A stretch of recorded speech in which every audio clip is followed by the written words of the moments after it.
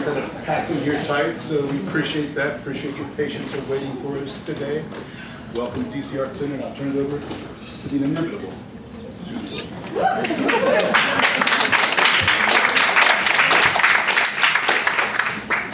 Well, thank you to B and all his support and wonderful staff here at DC Art Center for allowing us to have this beautiful show. And I want to thank Gilliam and Gilliam for pushing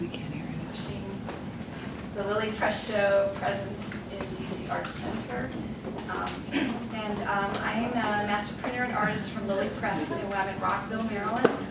And this is an exhibition about several of the artists I've worked with over a 10-year period. It's not all of them, but it's a selection of a lot of the area artists that are here and artists that are from nationally and internationally.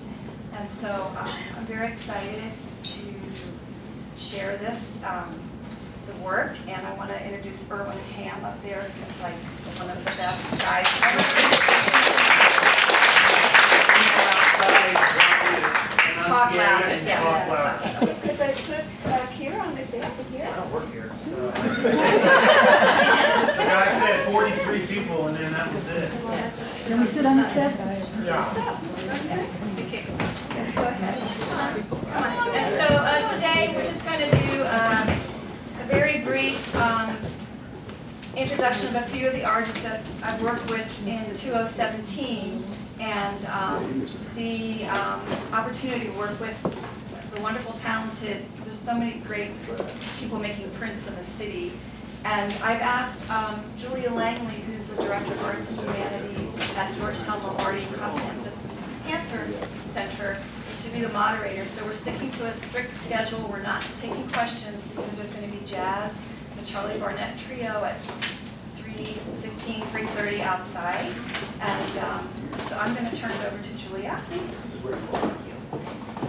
Thank you, Susan. Can everyone hear me? I want to make sure. Okay, good. We're gonna, if we're not speaking loud enough, let me know because we want everyone to hear. And I don't believe there's any miking here. So as Susan's miking us, I had to door her.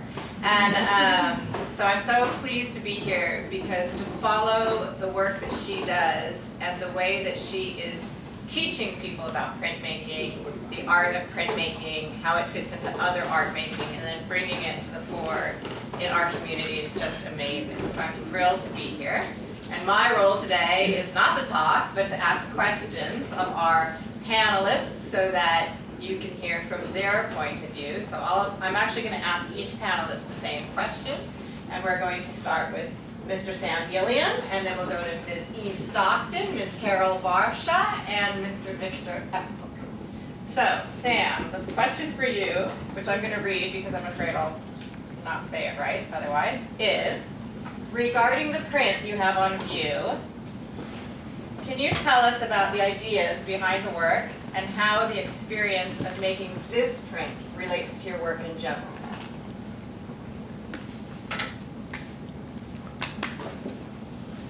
The print that I have on the wall is about everything that I do. It's only about color. It's the simplest way to make a grand idea. I guess that of all the days in the week, Sunday is the day of rest. It's the day of happiness, less wine. That's because on Saturday night you can take out. It's a good thing that what's happening at DCAC, the way that it actually came into existence was that there's actually a space we started for $20,000 when WPA used to only show artists from the outside. And it was a great thing because Howard Marion lived across the street. We had a gallery here that was so small it was called 20th and Fuller. And it was where the Washington Color Schools used to show when they weren't fighting. And across the street we have good arguments until we walk all the way to Connecticut and to Binbos and we threw darts and things like that. Until the Hells Angels came in and we go across the street. street. It's one of the things that probably, as one of the older persons in the room, that art is always here. I think that between New York and Washington, I've always loved this place. I've always loved it mostly for rugby. And I love it for the old route. I love it for the rides that were here. And I love it the fact that it's actually crowded now here, which means that there's a lot of feeling for what is fundamental. And that's what Susan represents to us, is that she cries a lot. You're supposed to talk about your work. When she's ready to make a print, she has to walk the dog. And you laugh on the trip going through the dining room, and now I understand that Jeff has built her a pad straight through the garage. Someone has built her new tables. We gave him $5,000, he quit. He got married. But it's exciting. And it goes on. Thank you. So, Eve, Stockton, I'd like to ask you the same question, which, I don't remember what the question was. Because The why and wherefore. Yeah, can you tell us about the ideas behind your print that's on view here? Well, first of all, I want to thank DCAC Susan for including me in the show, Julia for your work, and my esteemed colleagues, and an art appreciating audience. I think it's terrific on this murky day. I come with props because I find them useful. And I'll start with this odd piece of birch bark that I found when I got the paper this morning in the rain. And I'm going, well, I don't know any birch trees around here, but I had to pick it up and admire the texture, the color, the structure, the outside, inside. It's a phenomenon. Well, this gives you an insight into how I think about the world, and it started from the very beginning. I grew up in rural Ohio in a wonderful family. Our home was on the corner of a big farm, and I had the privilege, my sisters and I had the privilege of playing in farm fields, orchards, streams, ponds, deep woods, and even caves.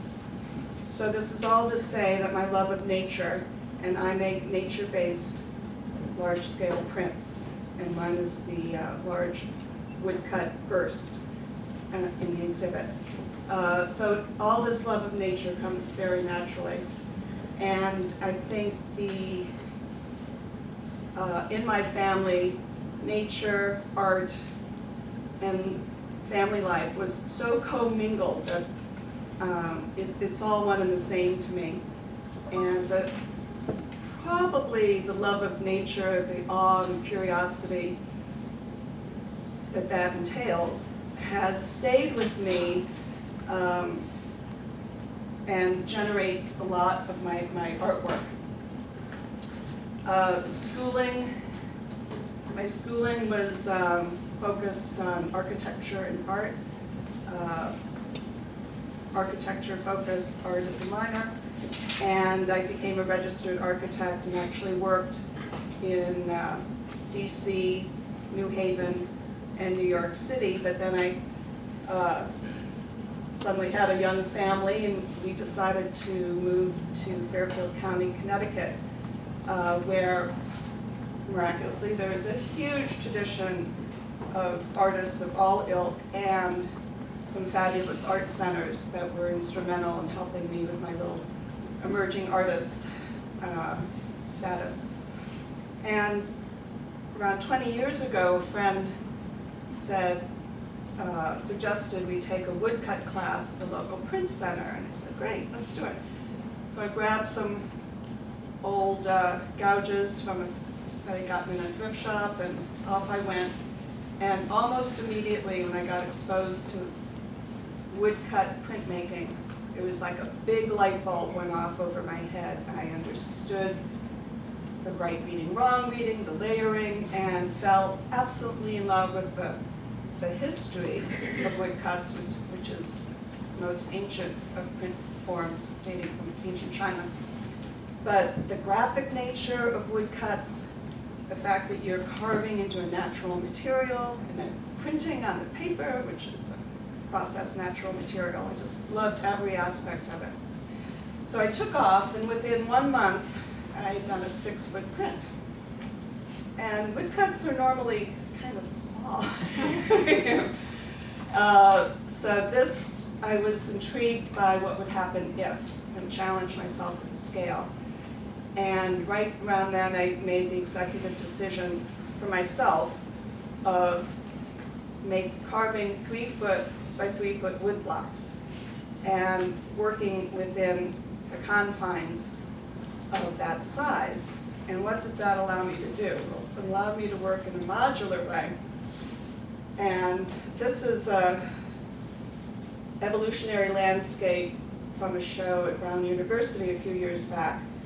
This 6-foot print involved 4 carved wood blocks. So there's an A side and a B side. Well, if you've gone to the trouble of working a good match line and you've got AB going on, why not just keep going, AB, AB? So you see the possibilities of working the landscape that way. And then on the inside, it shows one of my early big series, the Bloom series. So if you've got a square, obviously having some sort of concentric design makes sense, as does this Bloom ball. So I did about well over 100 different color variations of this 3-foot by 3-foot prints.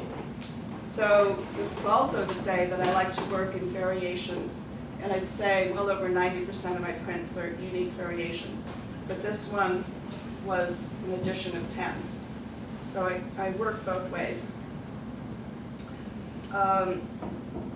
So inspiration isn't just nature in general. I like to try to distill the natural world observed and the primordial world imagined. I like to think back to what happened at that moment when chemistry became biology. What was first life? What did it look like? We'll never know. So this excites my imagination.